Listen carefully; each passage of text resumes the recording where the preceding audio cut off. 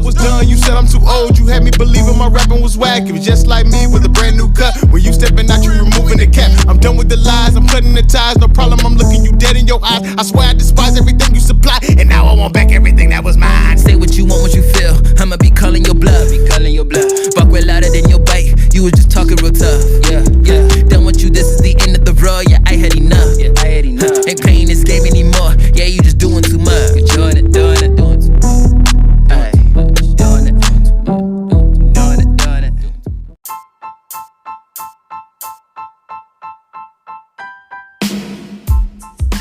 Blessings, ladies and gentlemen, it's your boy MC Ron G, the Rock City Hero, and you're here with another episode of Grace, Mercy, and Rap Music, where faith meets the beat and the rhymes are divine.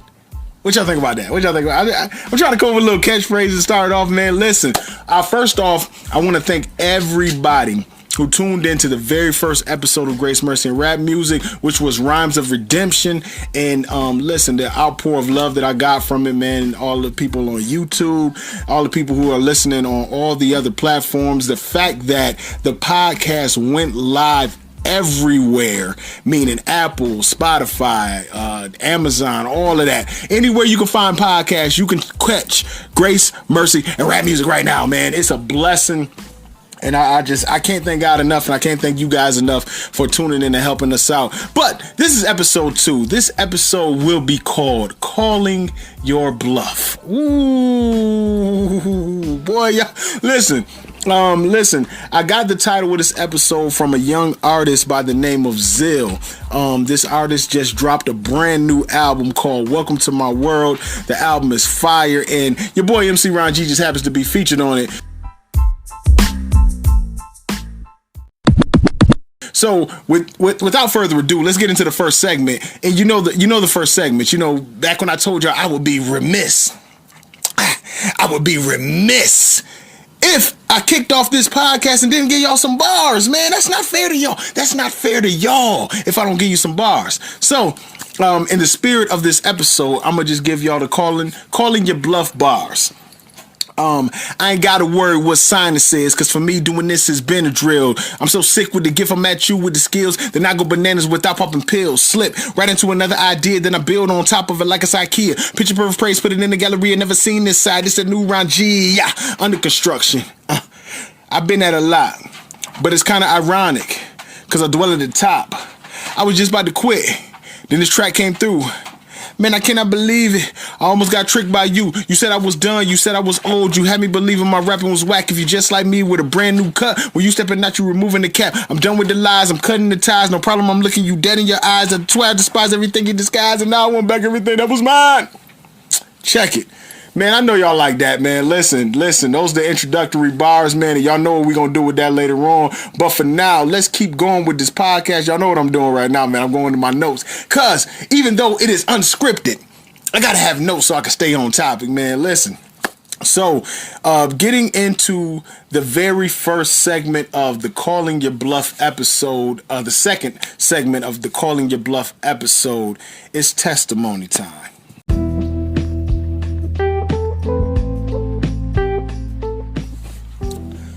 So for this episode, I wanted to go to a different point in time. The first time around, I told you guys about the beginning of the journey with Vision Productions and how that came to be.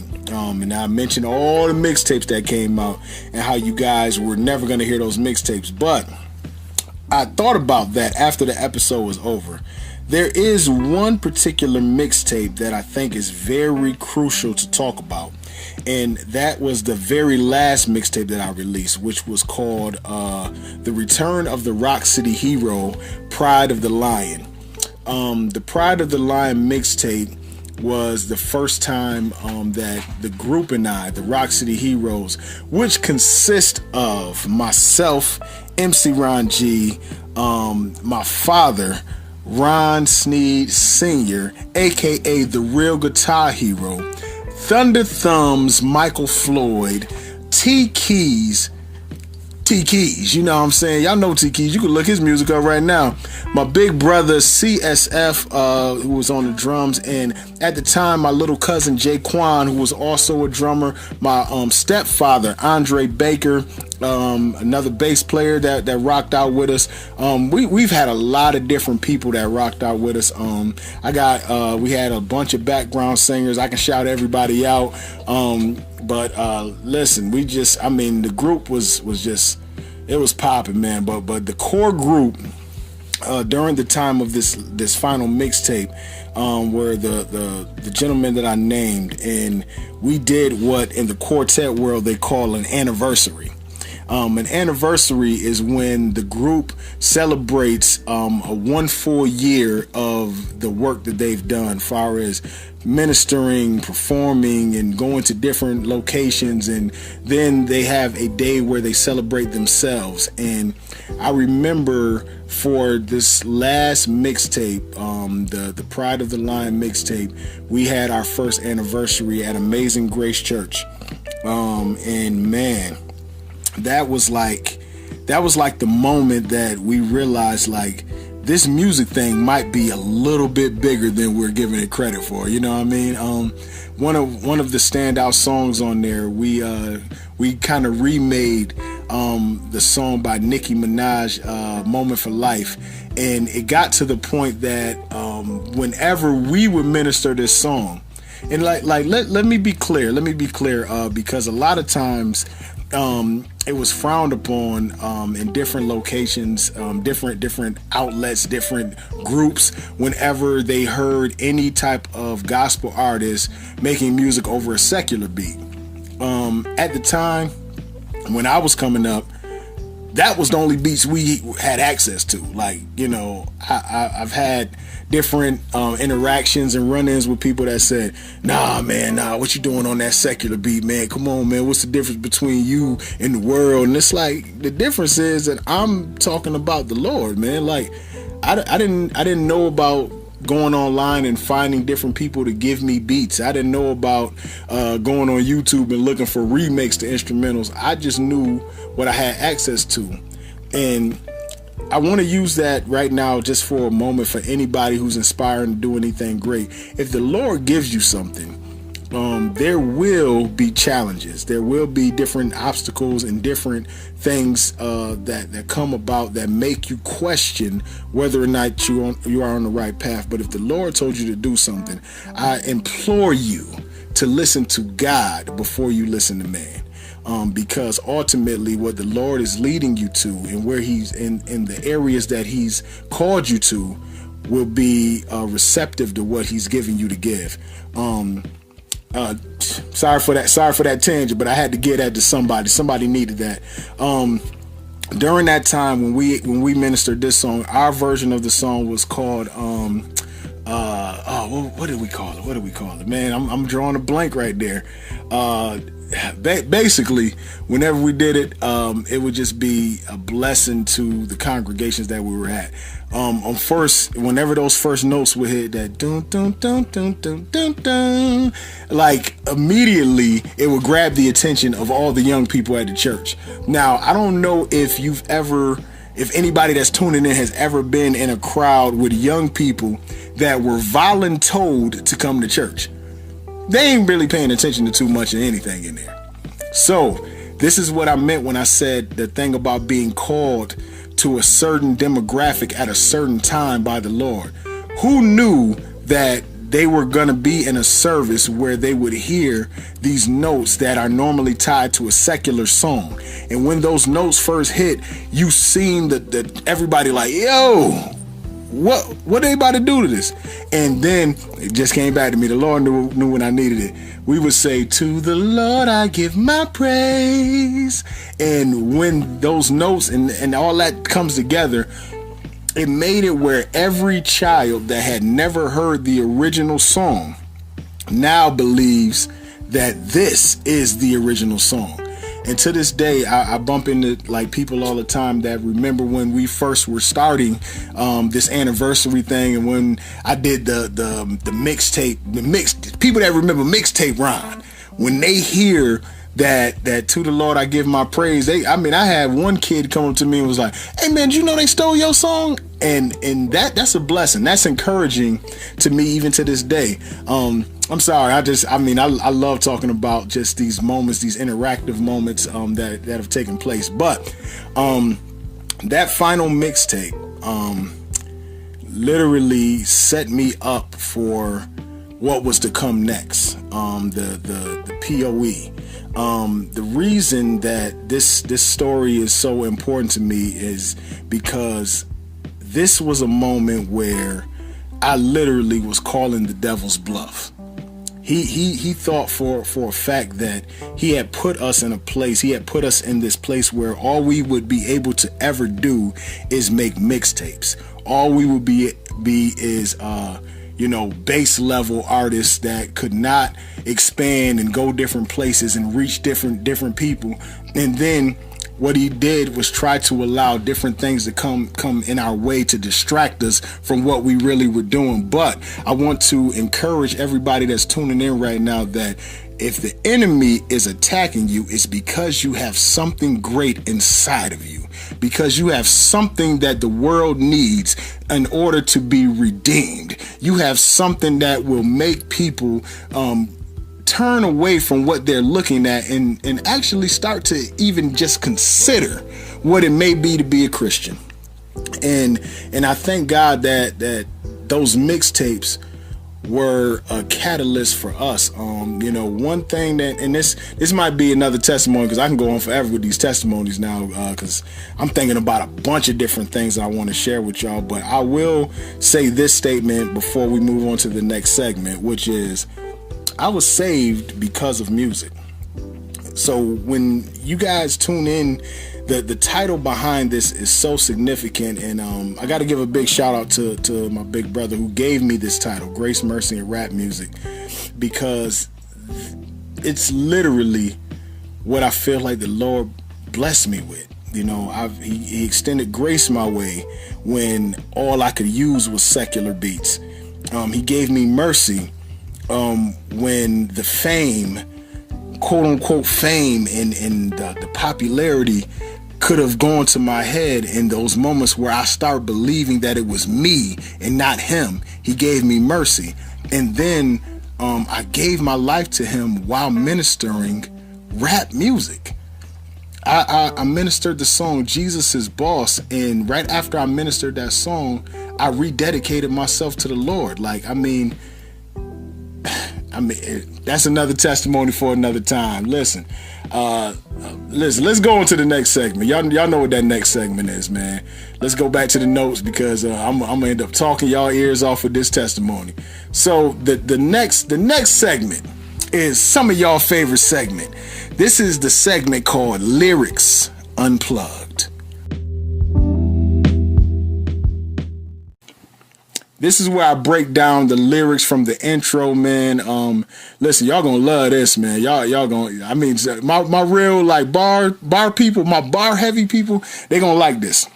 So I started off by saying, I ain't gotta worry what sign this is, cause for me doing this has been a drill. I'm so sick with the gift, I'm at you with the skills, then I go bananas without popping pills. Slip. The first sign, I'm setting up the whole scheme of allergies. Because I said I don't have to worry with sinuses. Obviously sinuses. And what do you take when you have allergies? Because for me, doing this has been a drill, and then obviously Benadryl. I'm so sick with the gift. So sick meaning having the allergies or having a cold or having anything where you have to take medicine. I'm so sick with the gift. I'm at you with the skills, meaning I'm coming at the enemy with my skills, but also I'm at you. Obviously, come on, man. Yeah, do I really got to break that down anymore? And then the next thing, then I'll go bananas without popping pills. So obviously Benadryl, hat you, sinuses, and then pills. But then I set up the next bar that I'm going to by saying I go bananas, banana pills, and then I said slip. So, and that takes me to the next stanza of what I'm about to get into. That says slip right into another idea, then I build on top of it like it's IKEA.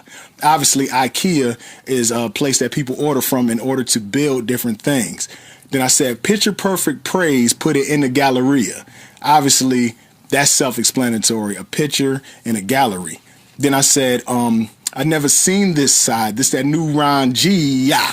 So this part is so unique because a lot of people would hear it and just think I said Ron G. Yeah, just in order for me to set up the next bar. But what people wouldn't realize, and this is why it's so deep to get into the unplugged part of the lyrics, because when we create this music, our thought process is so deep and people would never catch it. Ron Gia. Gia is actually a term for, I think it's gross internal area. So basically it means the amount of space within a building.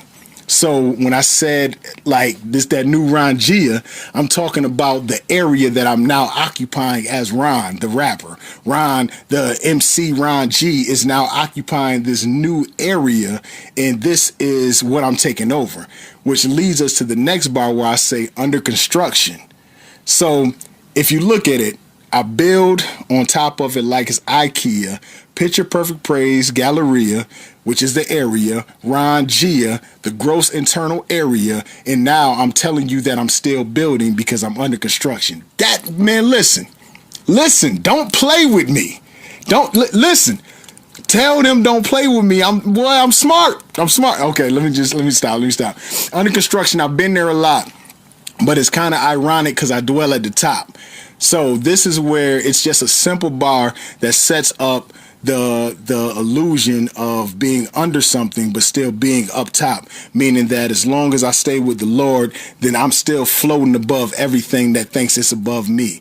Meaning, like, even though I'm under construction, I dwell at the top. I'm up here with the Lord, man. I stay close to my Father.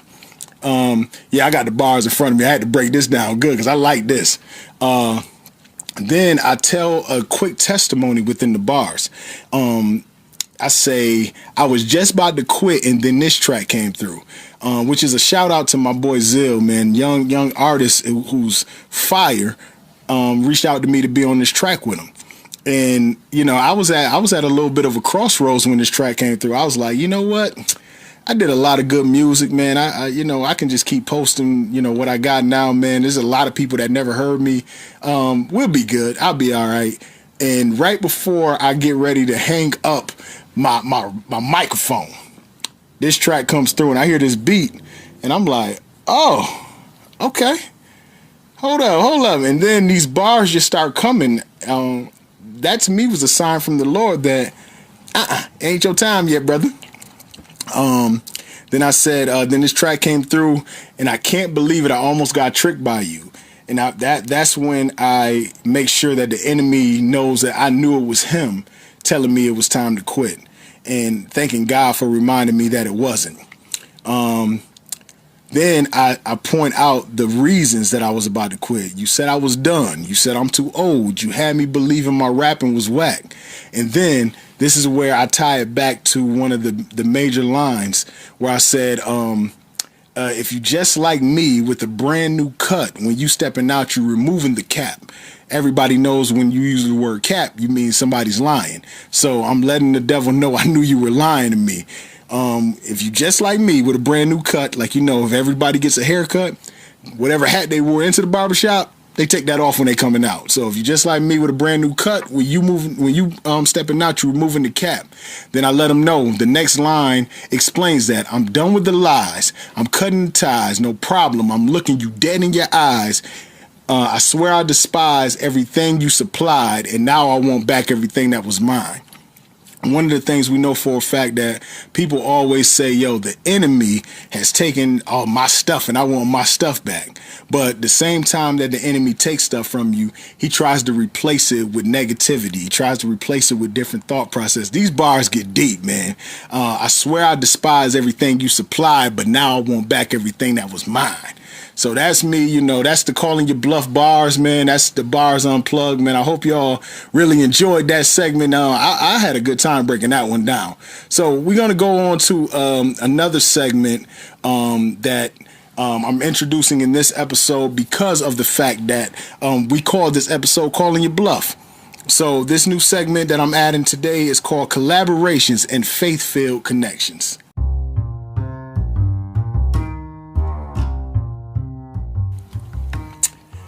So the reason I'm adding this segment is because I want to just take a moment to really shout out my young brother Zill for his new album, which I told y'all he just dropped, called Welcome to My World. The album is fire, trust me. And I ain't just saying that, and he ain't paid me no money to say that, because listen, the album is fire. When music is good, you gotta tell people the music is good.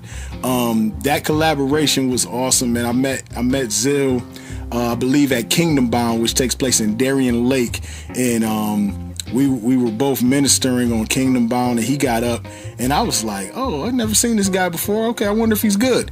Then he got up there and started ripping. I'm like, oh, he made me go to the vault, man. I had to pull out some of my good stuff. You know what I mean? Like, not that I get up on stage and don't give people good stuff, but let me put it like this. He did so good, I had to pull out my great stuff.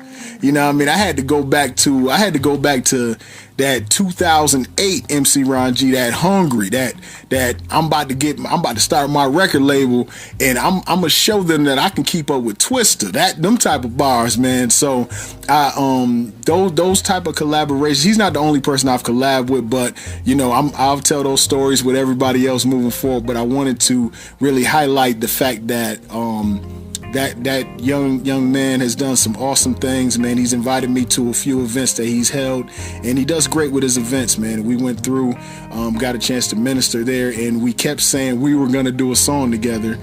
We tried a couple of different joints that never really like materialized the way we wanted to, but then Callin Ya Bluff was the one. That was the one that, whether he knew it or not, stopped me from quote unquote retiring. And I want to use that as a moment to just encourage somebody and let you know that if the Lord placed something in you, you don't get to retire. You don't get to retire from doing God's work. And whether it be ministering through rap music, whether it be preaching, or whether it be, shaking hands and telling people you're doing a good job, whatever your ministry is, whatever the Lord has bestowed upon you to give to people, you can't retire from it. Even if you retire in the worldly sense, you're still gonna do it. And for me, that connection with Zill was the very thing I needed to get back to work. And so shout out to you, young brother. Appreciate you for that.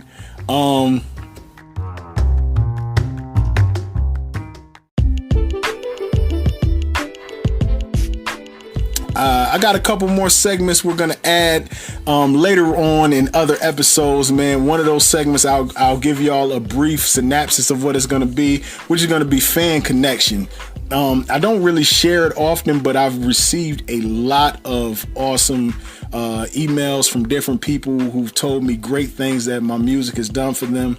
It's not something that I've never, I can't say never, but I thank God that He convicted me before I had an opportunity to become very boastful and be like, look at what your boy doing out here. So, but I retained a lot of those emails, and what I'm going to do in the future episodes, I'm actually going to read some of those encouraging messages I've received from these people over the years, and that's going to be in a segment called Fan Connection, and some of the stories of things that have taken place, like what we call hero graphs, where when we finish these shows, and the young people and old people too all run up to us and ask for autographs, because they seen something in us. They seen that we would be great, and only God can do that, man. So this episode is brought to you by none other than Hero Life. That's the brand, baby. That, hey,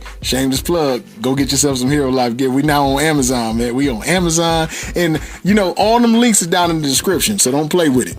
Don't play with it. Go get it. Go get it.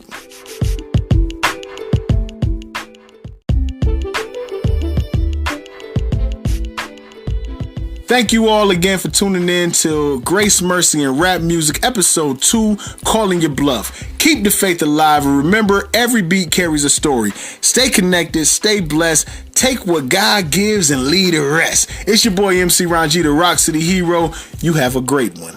Peace.